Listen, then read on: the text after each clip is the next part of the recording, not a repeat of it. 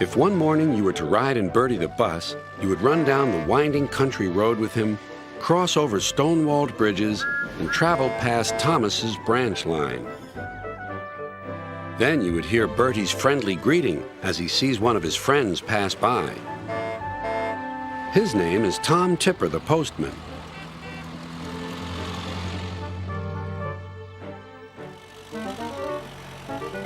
Every day, Tom travels cheerfully around the island of Sodor.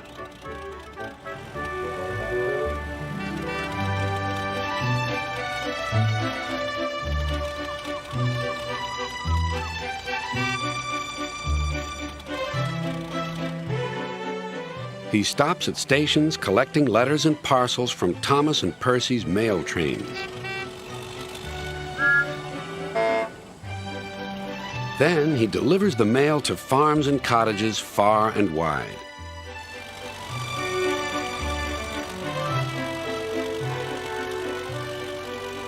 The engines know that anywhere their rails won't reach, Tom Tipper will collect their mail and deliver it safely come rain or shine.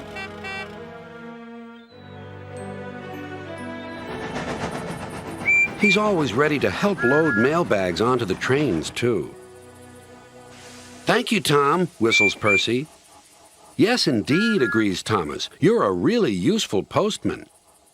"Ah," replies Tom, "but where would I be without me van? We make a grand pair."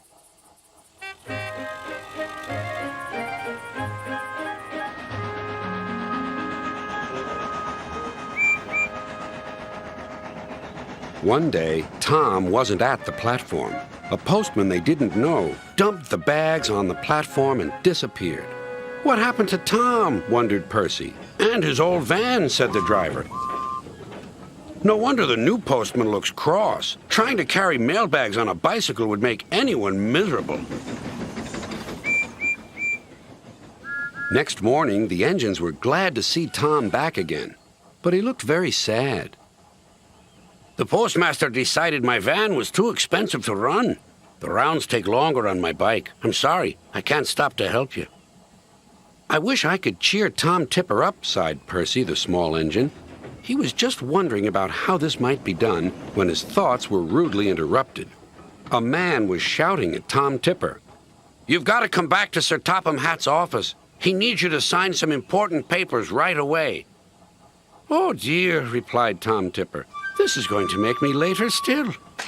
He was in a hurry and being careless. He propped his bike against Percy's mail car and rushed away. "Stop!" cried Percy, but Tom was out of sight. There was worse to come. Percy's driver hadn't seen the bike and he started away. "Oh no!" cried Percy. "Now there'll be trouble." And there was. Percy's driver quickly stopped the train.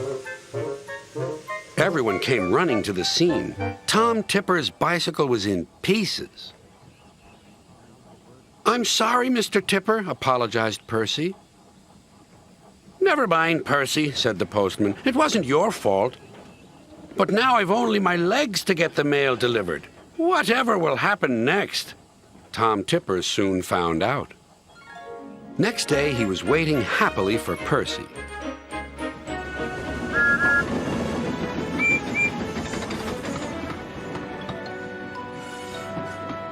"Beep, beep," whistled Percy. "Is that a smart new van I see?" "It is indeed. That accident did me a good turn, Percy.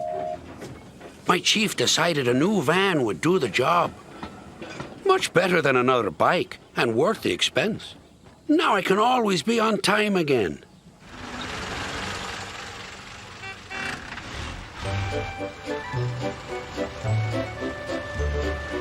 "So I did help," beamed Percy. "But by accident, you might say."